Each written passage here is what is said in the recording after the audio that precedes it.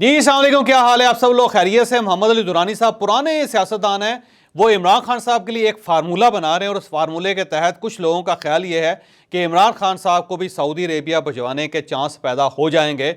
वो बार बार ऐवान सदर जा रहे हैं दुरानी साहब, और उसके बाद फिर इमरान खान साहब के कुछ लोगों से मिल रहे हैं, और ये भी एक अफवाह गर्दिश कर रही है कि शायद एजाजुल हक साहब और मोहम्मद अली दुरानी साहब इमरान खान साहब से जेल में मुलाकात कर चुके हैं। अब ये पता नहीं है कि वाकई ये मुलाकात हुई है या नहीं हुई। मैंने दोनों से रब्ता करने की कोशिश की लेकिन वहाँ से कंफर्मेशन नहीं आ रही। लेकिन पीटीआई के कुछ लोग ये दावा कर रहे हैं कि इन दोनों की इमरान खान साहब से जेल के अंदर मुलाकात हुई है। अब सवाल ये है कि क्या वाकई कोई डील हो रही है, और अगर इस डील के कुछ चांस हैं तो इमरान खान साहब को इसका फ़ायदा होगा या नुकसान होगा, ये हम आपको आज के वीलॉग में बताएंगे। और शेर अफजल मरवत साहब के खिलाफ इंक्वायरी शुरू हो चुकी है, पुलिस एक्टिव हो चुकी है, पुलिस ने मौके पे मौजूद लोगों के बयानात लेने शुरू कर दिए हैं, और ये खबर भी गर्दिश कर रही है कि शेर अफजल मरवत साहब ने अपनी ज़मानत करवा ली है। इसे कहते हैं ज़मानत कबल गिरफ्तारी। क्या वाकई ये बात दुरुस्त है या नहीं, हम आज के व्लॉग में ये भी आपको बताएंगे। और एहसन इकबाल साहब ने फैज़ाबाद धरने के बारे में ये कह दिया है कि ये जो धरना था ये नून लीग को और हुकूमत को ख़त्म करने का एक पूरा मंसूबा था, और उनका ये कहना था कि ये वही फोर्सेस हैं जिन्होंने 2017 और 2018 में इमरान खान साहब के लिए काम किया था, ये उन्हीं ने किया है। क्या वाकई ये बात दुरुस्त है या नहीं, ये भी हम आपको आज के व्लॉग में बताएंगे। और मुस्तफ़ा नवाज़ खोखर साहब शाहिद खाकान अब्बासी साहब के साथ मिलकर एक पार्टी बनाना चाहते थे, लेकिन शाहिद खाकान अब्बासी साहब उन्हें मैदान में अकेला छोड़ के खुद लंदन चले गए हैं और उन्होंने मियां नवाज शरीफ के साथ सुलह कर लिया। अब मुस्तफ़ा नवाज़ खोखर साहब पार्टी बना सकेंगे या नहीं, ये भी हम आपको आज के व्लॉग में बताएंगे। हम सबसे पहले मुस्तफ़ा नवाज़ खोखर साहब की नई पार्टी की तरफ जाएंगे। मुस्तफ़ा नवाज़ खोखर साहब ने वाकई एक बड़ा ज़बरदस्त कदम उठाया था। इन्होंने पाकिस्तान पीपल्स पार्टी की सेनेटरशिप से इस्तीफ़ा दे दिया था, और उसके बाद इन्होंने एक फोरम बनाया था जिसमें शाहिद खाकान अब्बासी साहब भी थे, मिफ्ता इस्माइल साहब भी थे, ये भी थे, और ये चाह रहे थे कि एक नई पार्टी बनाई जाए और एक ऐसी पार्टी बनाई जाए कि जो पुरानी रवायती पार्टीज़ को बिल्कुल फारिग कर दे और पाकिस्तान को ट्रैक पर ले आए। और इसके लिए शाहिद खाकान अब्बासी साहब मुसलसल इंटरव्यूज़ देते आ रहे थे, और उन इंटरव्यूज़ में वे कहते थे कि वाकई एक नई पार्टी की गुंजाइश है, नई पार्टी की ज़रूरत है। इसमें जब भी शाहिद खाकान अब्बासी साहब किसी शो में जाते थे तो उनके साथ मिफ्ता इस्माइल साहब होते थे और मुस्तफ़ा नवाज़ खोखर साहब होते थे। तीनों का एक ही नुक्ता होता था कि पाकिस्तान के जो गंभीर मसाइल हैं इनका हल सिर्फ़ और सिर्फ एक जेन्युइन सियासी जमात है जिसके पास तजर्बा भी हो, विजन भी हो, और उसके क्लोजेट में कोई स्केलेटन भी ना हो। लेकिन फिर हुआ ये कि शाहिद खाकान अब्बासी साहब को लंदन से फ़ोन आ गया और वो मियां नवाज शरीफ साहब के पास मुलाकात के लिए पहुंच गए। उन्होंने मियां नवाज शरीफ साहब के साथ मुलाकात की, गिले शिकवे हुए, गिले शिकवे ख़त्म हो गए। मियां नवाज शरीफ साहब ने उन्हें नई जिम्मेदारियाँ सौंप दी, और अब शाहिद खाकान अब्बासी साहब नई जिम्मेदारियों के साथ पाकिस्तान आएंगे और पाकिस्तान मुस्लिम लीग नून का झंडा भी उठाएंगे। और 21 अक्टूबर के जो जलसा होगा या 21 अक्टूबर की जो मियां नवाज शरीफ साहब की आमद होगी उसमें वो ढोल भी बजाएंगे और मियां नवाज शरीफ साहब तेरे नारे वजन ये भी कहेंगे। तो अब यूँ महसूस होता है कि मुस्तफ़ा नवाज़ खोखर साहब को सीढ़ी के ऊपर चढ़ा के शाहिद खाकान अब्बासी साहब ने नीचे सीढ़ी खींच ली है और ख़ुद वो अपने रास्ते पे चले गए हैं। अब मुस्तफ़ा नवाज़ खोखर साहब अकेले रह गए हैं, लेकिन इसके बावजूद मुस्तफ़ा नवाज़ खोखर साहब ये समझते हैं कि उन्हें शाहिद खाकान अब्बासी साहब से रब्ता करना चाहिए और उनसे सूरत-ए-हाल पूछनी चाहिए। अगर तो शाहिद खाकान अब्बासी साहब ने वाकई ये कर दिया है तो फिर ठीक है, फिर कुछ अर्सा मुस्तफ़ा नवाज़ खोखर साहब खामोश बैठ जाएंगे। मेरी गट फीलिंग ये है कि ये फिर आज़ाद हैसियत से इलेक्शन लड़ेंगे और शायद पार्टी बनाने का अभी जो मंसूबा है उसे कुछ अरसे के लिए सस्पेंड कर दिया जाए। लेकिन अगर शाहिद खाकान अब्बासी साहब की डील मियां नवाज शरीफ साहब के साथ नहीं हुई तो फिर ये पार्टी बन रही है। लेकिन सवाल ये कि क्या पार्टी इलेक्शन में शामिल हो सकेगी या नहीं, ये मेरा ख्याल है मुमकिन नहीं होगा, क्योंकि पुरानी जो पार्टीज़ हैं उनको एक्सेप्ट किया जा चुका है इलेक्शन कमीशन की तरफ से, उनको इंतखाबी निशान भी लाट कर दिए गए हैं। अभी ये पार्टी बनी नहीं है, तो मेरा नहीं ख्याल कि ये पार्टी आने वाले इलेक्शन में अगर बन गई तो ये कोई काम कर सकेगी। तो मुस्तफ़ा नवाज़ खोखर साहब बिल्कुल अकेले छोड़ दिए गए शाहिद खाकान अब्बासी साहब की तरफ से, और अब लोग मुस्तफ़ा नवाज़ खोखर साहब को हैरत से देख रहे हैं, उनसे पूछ रहे हैं क्यों अब मज़ा आया, क्योंकि मैंने कहा था आपको, ये लोग ये कहते हैं कि मैंने ये कहा था कि इन लोगों पे एतबार नहीं करना चाहिए। अब आने वाले दिनों में देखते हैं कि मुस्तफ़ा नवाज़ खोखर साहब कहाँ स्टैंड करते हैं और शाहिद खाकान अब्बासी साहब के पास क्या जवाब होता है। हम एहसन इकबाल साहब की तरफ आते हैं। एहसन साहब ने कल हमारे शो में ये इंकशाफ किया कि जब फैज़ाबाद का धरना था तो उस वक्त ज़ाहिर है वो वज़ीर दाखिला थे, और जनरल फैज़ हमीद उस वक्त वो मेजर जनरल थे, जनरल फैज़ हमीद साहब उस वक्त डीजीसी थे। और ये यहाँ पे फैज़ाबाद के अंदर घेराव हो गया, इस्लामाबाद मफलूज हो गया और टीएलपी यहाँ पे आके बैठ गई। तो उन्होंने एक इंकशाफ ये किया कि जो पीर अफजल कादरी साहब थे उनके साथ इनके डायलॉग हुए थे और वो जो मुज़ाकरात थे वो एहसन इकबाल साहब के जो सरकारी रिहाइशगाह थी इनकी मिनिस्टर इनकलेव में, वहाँ पे हुए थे। और उन्होंने कहा जी, जब मैंने पीर अफजल कादरी साहब को बताया कि जो आपके पास मसवदा है उसका एक पेज 2 भी है, उस पेज 2 को देख लेंगे तो आपके सारे इश्यूज़ एड्रेस हो जाएंगे। और जब पीर अफजल कादरी साहब ने दोनों पेज देख लिए तो बड़े हैरान हुए और उन्होंने कहा कि ये तो हमें पता ही नहीं था कि ये जो इशू है ये तो है ही बड़ा सादा सा और इसके अंदर कोई ऐसी चीज़ नहीं। और फिर उन्होंने कहा कि मैं अपनी मजलिस शुरा से बात करूंगा और फिर इस इशू को ख़त्म करेंगे। लेकिन उस वक्त तक ये इशू इतना ज़्यादा हाईलाइट हो चुका था कि अब उनके लिए पीछे हटना मुमकिन नहीं था। फिर उन्होंने ये भी बताया कि मैंने जनरल फैज़ हमीद साहब को रोका था कि आप इस जो सुलहनामा है या एग्रीमेंट है इसके ऊपर दस्तखत ना करें, क्योंकि अच्छा नहीं लगता कि आप सरकारी मुलाजम हैं और कभी किसी गवर्नमेंट के या फिर दो सियासी जमातों के एग्रीमेंट में कि DGISI या DGC के कुछ दस्तखत नहीं है तो ये रवायत नहीं पढ़नी चाहिए।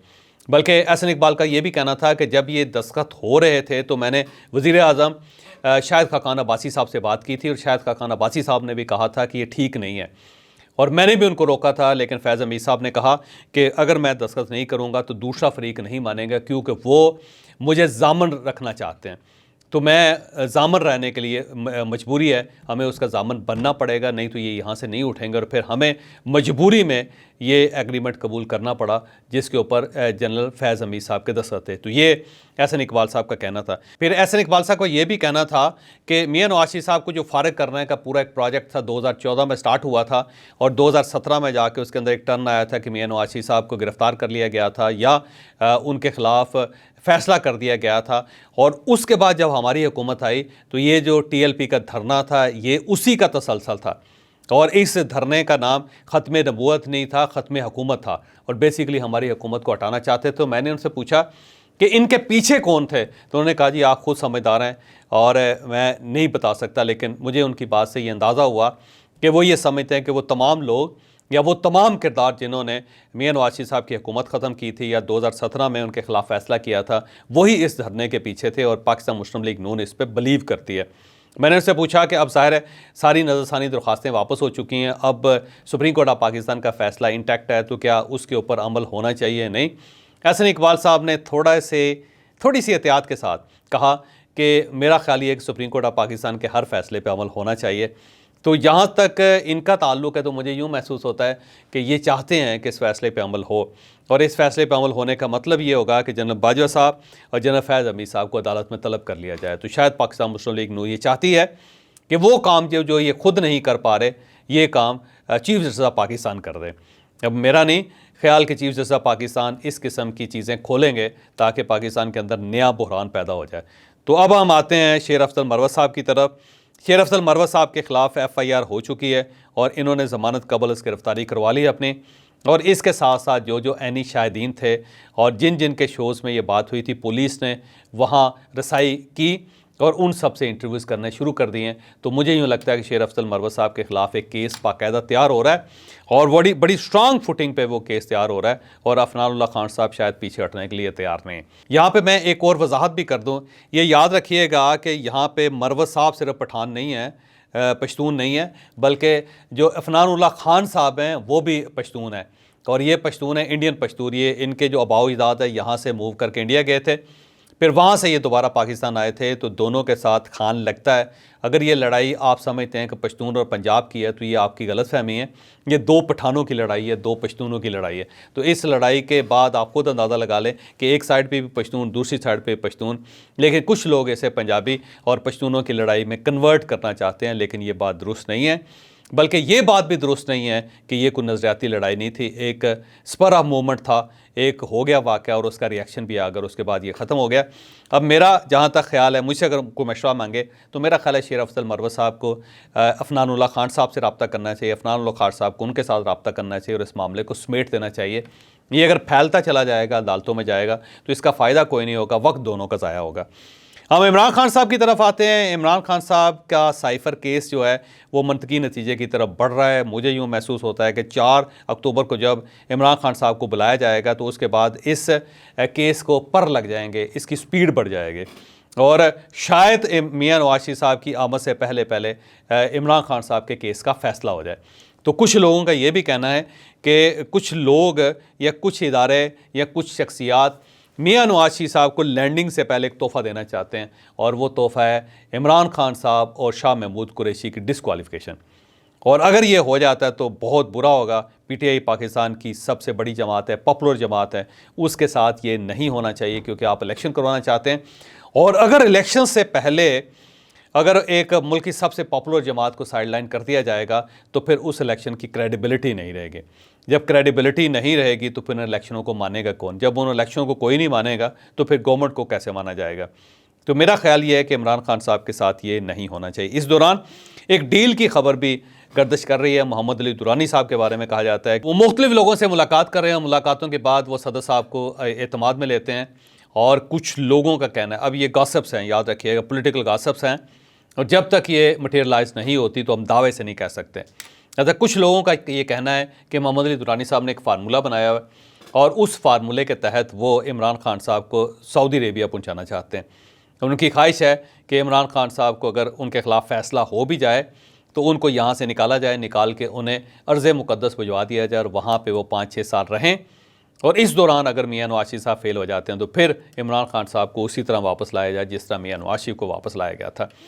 तो मोहम्मद अली दुरानी साहब इस फार्मूले पे काम कर रहे हैं और दुरानी साहब का ये भी कहना है कि पीटीआई के बहुत सारे लोग ये चाहते हैं, समझदार लोग ये चाहते हैं कि इमरान खान के साथ कोई डील हो जाए, लेकिन कुछ लोग, उनके बड़े ही इंतहाई करीबी लोग हैं, वो नहीं चाहते कि इमरान खान साहब की मुसीबतें कम हों। वो चाहते हैं कि इमरान खान साहब इसी तरह चक्की पीसते रहें या जेल के अंदर रहें। तो उनका ये कहना है कि वो लोग जो इमरान खान के दोस्त हैं वो दोस्त नहीं हैं, वो एक्चुअली इनके दुश्मन हैं। मैं यहाँ पे मोहम्मद अली दुरानी साहब की एक बात से इत्तफाक करता हूँ कि वाकई डील के चांसेस हैं और इमरान खान साहब भी अब ये डील चाहते हैं। उसकी 2-3 वजूहात है। पहली वजह तो ये है कि इमरान खान साहब ने अपनी पार्टी को ये कह दिया है कि किसी शख्स ने चीफ जस्टिस ऑफ पाकिस्तान काजी फ़ाइज़ ईसा के ख़िलाफ़ बात नहीं करनी। इन्होंने कह दिया है कि army chief general Asim Munir के ख़िलाफ़ कोई बात नहीं करनी। फिर आप कुछ अरसे से देख रहे होंगे कि पार्टी मियां नवाज शरीफ और आसिफ अली जरदारी के ख़िलाफ़ भी बात नहीं कर रहे और इसके साथ साथ एक जो शख्सियत थी ISI के DGC जनरल फैसल नसीर, उनको ये डर्टी हैरी कहते थे, अब पार्टी उनको डर्टी हैरी भी नहीं कहते। तो ये जो एक चीज़ है ये साबित करती है कि अब पार्टी नफ़रत को वहाँ तक नहीं ले जाना चाहती कि जहाँ पे डील ना हो सके। तो पार्टी की तरफ से ये जो सिग्नल्स आ रहे हैं ये बड़े पॉजिटिव हैं और अगर ये डील हो जाती है तो मेरा ख्याल है बहुत अच्छी होगी डील, क्योंकि इमरान खान साहब को वैसे इलेक्शन तो किसी ने लड़ने नहीं देना और अगर इस तरह वो मुल्क से बाहर चले जाते हैं, एक्सरसाइज कर लेते हैं, अपने आप को फिट रख लेते हैं, पार्टी को रीडिज़ाइन कर लेते हैं, से यूनाइट कर लेते हैं, तो ये बहुत बड़ी अचीवमेंट होगी और इसी के अंदर अकल है, इसी के अंदर समझ है, इसी के अंदर बूझ है। और अगर मोहम्मद अली दुरानी साहब को ये फार्मूला कामयाब हो जाता है तो ये अच्छा होगा।